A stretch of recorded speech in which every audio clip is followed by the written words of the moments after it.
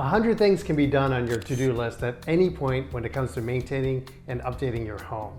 But which of these really make a difference in the actual value of your home? I often see homeowners preparing to sell their home and they just spent tons of money on what seems important to them. However, they're not going to get their money back on what update they did, and basically they're not going to get their money back with the sale because that update or those many updates didn't do anything to bring up measurable value to the home. Today, we're going to dive into the top repairs you can make to improve the value of your home.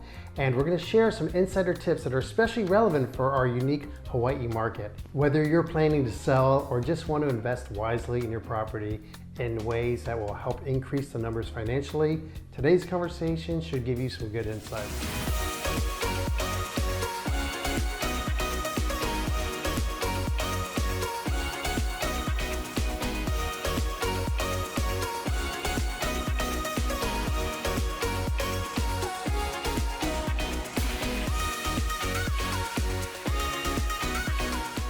Aloha everyone, and welcome back to our channel. I'm Chris Shomo, real estate agent and owner and founder of Home Sweet Home Hawaii Real Estate, brokered by eXp Realty. If you're a homeowner in Hawaii looking to boost your property's value through some updates, this video is going to be for you. Today we're going to give you some actionable insights into smart maintenance strategies that can protect your investment and also increase your home's value. And I'm super excited to reintroduce our special guest, Trevor Drinen. Trevor is the founder of Signature Inspections Hawaii and owner of Hawaii Home Inspection Services. He doesn't just have a ton of experience in home inspections, but he's also into building, flipping houses, and real estate investing. His hands-on expertise and unique combination of skills really are what make him a trusted professional in our industry. We've collaborated with Trevor on many home inspections for our clients over the years, and his insights are always invaluable. He's a member of the American Society of Home Inspectors, which is ASHI. Trevor, welcome back. I so appreciate you joining me today. Yeah, thank you very much for having me. Today's conversation is a little bit different. The questions for today that we're going to cover are from conversations that I have all the time as a real estate agent with homeowners who are planning to sell their home. So Trevor, as a home inspector, like what issues do you see right off the bat that if they're addressed early enough can actually save like massive repairs down the road? That's a good question. I think very viable. As I process through that, I really think it would start on the exterior. People say, well, how is that a proactive item, or how is that a preventative eyesight? It's slope to the property, it's water ultimately. Now if you look at insurance, right? Insurance biggest claim is what? Water and water damages. Right. So if water is headed toward a house, the most preventative measure we could take is diverting the water. A lot of people don't think about that. Like for the foundational issues, sometimes we'll see cracks in that foundation, whether that's poor craftsmanship or what have you. Yeah. But can you elaborate more on what the common buyer isn't aware of or isn't thinking about? Yeah, and I think going to proactive maintenance items that add value to the house, if we divert water around the house, we're protecting our foundation. Well, can you imagine, let's say if we're looking at the foundation or the house, let's pretend it's a ship. At the ship at the bow, it's a triangle. That triangle cuts into the wave to push water to the right and left side of the ship, right? Well, on a house, it should be the same way perceived. Our house is our ship, and so we want to see water going around to the right and left. If it doesn't, then we could have foundational issues. And those foundational issues are more revealed with poor craftsmanship and poor things because that foundation won't uphold to weather, rain, other water runoff, etc. So really the landscape on the census of improper water diversion is the highest proactivity of maintenance items that we could catch and be mindful of. Yeah, it's a really common thing here in Hawaii and Oahu as well, right? Because of the homes that are in the foothills, we're surrounded by mountains. The water runoff is going somewhere, and that's a really good point to make. And then even bringing it into natural weather, we have hurricane, tsunami seasons, etc. And so that's torrential downpours at certain aspects. And if homes aren't prepared in advance, like when a ship is built without the proper bow, if the home is not prepared in advance, then that water won't divert around foundations. What are the most common ways to divert with the water? Great question. I think you could start with retaining walls. I actually start with when water comes off the roof, gutters, as water diversion. Water needs to be pushed outside the foundation areas. If you're on a hill and slope, I like our retaining walls, as you mentioned, at angles though. Flat retaining walls could act as dams and water could give away then just shed to the foundation. So let's put a retaining wall, maybe at angles with some design, but then have gutter systems, integrated water diversion systems in your retaining wall. So on the back side of that retaining wall, we have an in-ground gutter. Water hits that gutter system, pushes it around. Water hits the retaining wall, pushes it around. We're diverting water from rooftop level to landscape level. We don't have basements. Like the basements are very uncommon in Hawaii, right? But we do have garages, right? And oftentimes you'll see water seeping in a garage, right? What's the best way to divert that water when you see that? Great question. And I think instead of saying we don't have daylight, we don't have basements. However, we'll pause. We do have what's called a daylight basement. So yeah, share what that is. Yeah. So that's either a garage or a living area inside the ground. So a large percentage of the living area or garage is in ground, surrounded by soil. And then you could drive your car out, right, to the daylight area, or as a living area, you could open the door and walk out to a daylight area. Hence the term daylight basement or daylight garage. Now again, it's water diversion, because sometimes you're right, we see water seeping through the wall. And then how do we stop the seepage? Well, we actually have to turn over to a geotechnical engineer. We have to turn over to a foundation coating and numerous other tradespeople that are professionals. But ultimately, we've got to divert rainwater at multiple levels, whether in soil, on the surface. We want to push it away and around. So what I hear all the time, it's comments like, oh, if you want to divert water, all you have to do is simply install a French drain. Oh, we French drains. So come on, share what the French drain is and let's blow that myth up. Okay, let's do it. So 4-inch drain, right? French drains are buried where? Pardon? How are they installed? So French drains, from what I understand, they're just installed right there in the ground, right? In the ground. That's the key word. Yeah. So you take a pipe and you install it in the ground. Well, how is water getting into that pipe? So a couple French drain systems will have holes right on the top. Well, if you give me a hole as big as my thumb, how much rainwater is going into that pipe? Not much at all. Right. So another French drain system will have entry places as grates. Yes. And then you'll have a square grate that's maybe 6 by 6, 12 by 12. Water will go in there, but keep in mind, French drain, that drainage pipe. Now, how much water is going into that French drain with those holes? Still not much. Still not much. Wow. So I always recommend a French drain system 4 to 6 feet in ground, behind the retaining wall, behind the daylight wall, but a surface drain as a gutter with a rain cover, surface drain capturing all the surface water. So now you have 2 drainage systems, one low as a French drain with proper connections and water seepage into that at a minimal percentage, as you said. But I'd rather divert and angle that wall so as water hits it, naturally it's going to run at an angle versus a flat line beside it into that buried drain. And then up top, you have a surface drain. That surface drain is again diverting water around the side. So French drain, we like the French, we love the people. The terminology on the drain that's buried, let's just look at that. Not effective. Yeah, and so you're thinking, or what you're saying is to have that drain installed behind the retaining wall. Yeah. Behind the retaining wall to capture the Yeah, retaining wall at an angle. Talk to a geotech who is a specialist in water diversion.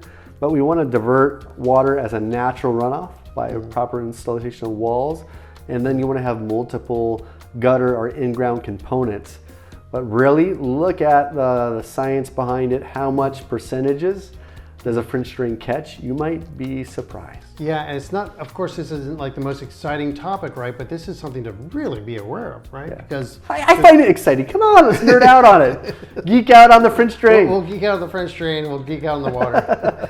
We'll geek out on the water, but water damage is one of the biggest issues, right? Yeah. Ask your insurance agents. Ask anybody out there. What is the top one? And look at the percentages of how much water damages, whether it's landscape water or it's rainwater that causes. You've got to look into this before buying your house, because these things are huge and they're going to really be a major future disasters to your house potentially. Yeah. So again, you pause and the moment you walk on site, look at the landscape. It's something that we look at decorative trees, we look at pretty flowers. We're enamored by everything inside the house. The beautiful staging, the nice scents, But we got to look at the landscape. And Let's look at the landscape and the water flow. Oh, wild. Absolutely wild. So apart from the water and the landscape, what are some other common maintenance tips that we should expect to look out for? Yeah. I would always say, you know, I'm not a realtor per se, but I always look at the SRPDS, or the seller's disclosure. And I really like to go down those items and see how it was enhanced, see how things were repaired or replaced. Maybe could you explain to me and explain to the audience at hand, what is a seller's disclosure? What does that mean? So the seller's disclosure is the sellers are obligated to disclose anything that has been repaired, any repairs that they've made, anything that has gone wrong with the property, if there have been any leaks in the property, or anything. They need to disclose that, and they're actually liable up to 5 years from that seller's disclosure. Wow. And so they have to be honest, they have to be transparent, and as a seller, if you're selling your home, you've got to make sure that you do fill out the disclosure, make sure that you're transparent on that disclosure. Yeah, so I get that disclosure from you, and I'm like, ooh, here, hints to the house. Yeah. And so as I look at the disclosure, if I see like plumbing repairs, I know to look closer at the toilet areas, at the water valves, at the pipe, where it was then the issue occurred, so I could better assess and better provide knowledge for yourself and the clients to make a wise decision. So I think for a proactive tips, one of the biggest things is I would encourage, let's get those hints to what's been repaired. Let's get that knowledge as to what's been repaired if we can, if the sellers provide that, because it's so helpful for us. And then let's talk about that. Yeah. We can't tell you exactly what's happened, but we could assess the area as an inspector and best evaluate it at the time of inspection to give you that knowledge, so you have a peace of mind moving forward. Yeah, and along with those tips as well is looking out for the obvious, any small like minor cosmetic repairs or what have you. If you're walking through the home and you say, oh, there's one area of the home that's been recently repainted. It's like, okay, was that a possible leak from a bathroom leak, toilet leak? There's that aspect. I think in proactive maintenance and tips, one of the biggest things, it's sort of fun, but you get to ask the questions. You get to bring up any question. There is no bad question during that time frame. Yeah, repair was done. Well, why? I don't have that answer because I can't look into my crystal ball and look and see the past, and neither can you, but we can verbally communicate that as a collective team and then bring that attribute to the table and ask the questions and get the answers. Yeah, well said. Yeah. So what are some red flags that you've actually encountered that can be really red flags to more damages? Yeah. I think being proactive maintenance, if it's put off or if it's neglected, it does lead to major issues. One of the biggest things is, oh, I have a leaky toilet. Oh, it's just a small leak. And then 6 months later, the floor falls out, right? You sit on the toilet, poof, it's gone because it rotted out. We gotta be proactive instead of reactive in maintenance and repairs. Meaning if it starts to leak, let's nip it. Let's have a plumber come out and change it, but I don't have the money. Well, then let's watch YouTube and learn the best we can to take care of our residents to be proactive so we're not reactive on major costs. Have you seen anything like on that, and like with the minor leaks that could eventually lead to like serious mold infestation? Where would you see that? And would that be somewhere like in the shower, like in the shower head, behind the drywall there? Yeah. Or good question. Shower areas are often there because we're not very cleanly. Sometimes we don't like to clean on our day off. And so the shower perimeter gets moldy. But the biggest one is honestly the toilet. The toilet at the base we put caulk around it. I would always recommend only 50% of caulk.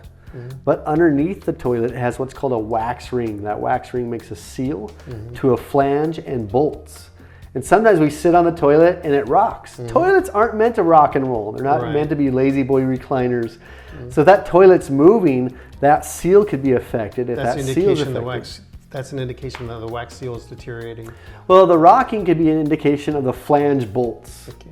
Now, if those flange bolts aren't holding it tight and secure in place and it's rocking, that wax seal could have a gap or a void because of the movement. And then water will leak to the subflooring. And that's one of those, be proactive, make sure our toilets are anchored and secured in place. Make sure it's not per se running as water's flowing when it's not in use. We don't want ever to be affected on the subflooring or other components. We want to be proactive in making sure everything's going smooth. Wow, so that's an example of where you don't know you have an active leak. It's not necessarily an active leak, but in a sense it is whenever you're flushing your toilet. there's going to be some spillage, some water going somewhere. Yeah, if that wax ring is deteriorated and water is just dripping out, we can't visually see it. You can't visually see it, but you will notice the toilet's periodically filling. That could either be the flapper or internal components, but it could also be a leak. But ultimately, if the toilet's rocking or has movement, I would always suggest shut off all the water to the area, pull up the toilet, or have a professional pull up the toilet, change the wax ring out or the ring that's there, reset it. As they change out those components, they'll check to see if there's subflooring damage. We gotta get eyes on to those areas that are concerning. So in addition to bathrooms, how about like proactive maintenance in the kitchens, for example, where we spend most of our time? 100%. I think a great one there is our kitchen faucet, right? We have the faucet. Sometimes that faucet, when we're doing dishes or we're cleaning off dishes, you have the counter. That counter comes up to a backsplash. And then that seam right there sometimes deteriorates, and we have water going in the seam, or we have water going underneath the kitchen sink itself. That little tiny area where the grout's supposed to go? Yeah, that little tiny area. Especially if that little tiny area turns black. Yes. Hence, black equals mold, mildew, other concerns. Always check underneath your cabinetry if you have that seam deteriorated, if you have black in that area. Look up underneath your cabinetry to see if water has penetrated into the countertop, or worse, water has caused damage to the cabinetry area underneath. Because we know, of course, once you have the black mold, that's a huge issue, right? Obviously, for many. Yeah. So I would pause on your black mold and look at the percentage ratios. A lot of people, black mold, and we get scared. It actually, because it's been ingrained on social media and other aspects, but there's a percentage of mold that is safe and habitable, but then there's a percentage that is concerning. So always get an environmental pro out. We want to clean those areas. We want to keep mold away. Please, we want to keep mold away. But we want to check the cabinetries, we want to check the hidden areas. We want to make sure the water is not leaking down there. Sometimes you'll actually have a Windex bottle leaking, causing damage down below, and it's not your faucet. So you need to be able to decipher the two. That's proactive maintenance, keeping the areas clean, keeping your family healthy. Yeah, thanks, Trevor. And it's like, these are really helpful tips, right, for proactive maintenance, keeping your house in order to prevent future major repairs. Oh, 100%. Yeah. Right now, as a leaky faucet, as simple as putting new caulk and sealant, keeping it dry, keeping it mold free.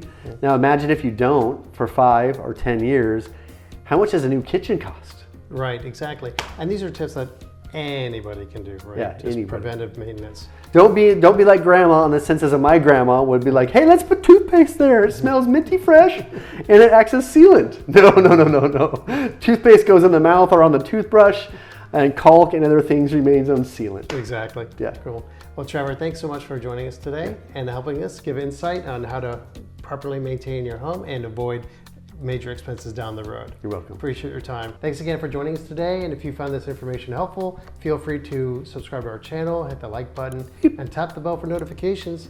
That way you can be alerted when we roll out new videos and keep you up to speed in the current market here in Hawaii. And if you're looking to buy or invest in Hawaii, feel free to reach out to us. You can email me or give me a call, shoot me a text. We're here to make your move as smooth and stress-free as possible.